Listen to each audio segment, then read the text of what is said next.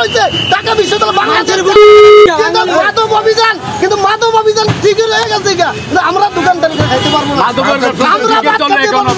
মাদক চলতে আছে, মাদক বন্ধ হয় না, কিন্তু ফুটপাতে চা বিক্রি করি, এরই সমস্যা। মানুষের কাছে আমরা বুঝ হয়ে গেছি, আমরা বুঝ হয়ে গেছি মানুষের কাছে, জনগণের কাছে বুঝ হয়ে গেছি। ফুটপাতে যারা কাজ করে খাই এরা কোনো মানুষ না, গরিব কোনো মানুষ না।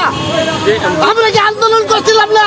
বৈষম্য বিরোধী আমরা আন্দোলন করছিলাম, আমরা মিছিল করছিলাম না, আমরা মাংসা বালি খাবাইছি আমরা।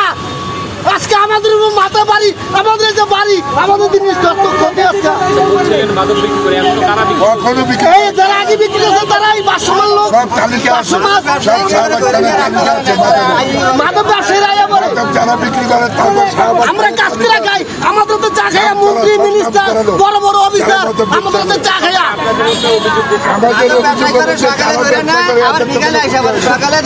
আমরা ফুটপাতে ব্যবসা করি।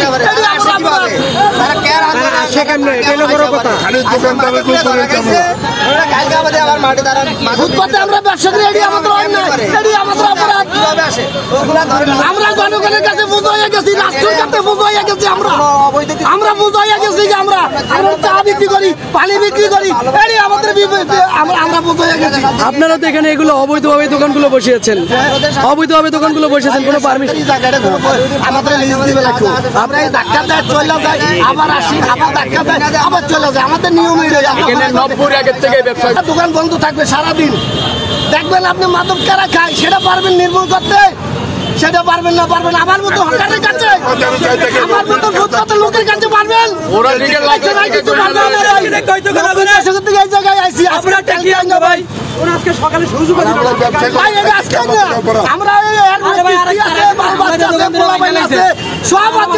আমার কি ট্যাক্স দেয় না?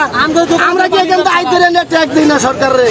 রাজস্ব দেই না, আমরা হোল্ডিং ট্যাক্স দেই না, ঘর ভাড়া দেই না, বাসা ভাড়া দেই না, আমরা কি বাড়ির জায়গা কিনলে কি জায়গার ট্যাক্স দেই না? সরকারি কি ট্যাক্স দেই না? আমরা কি চিনি সেটা বলেন।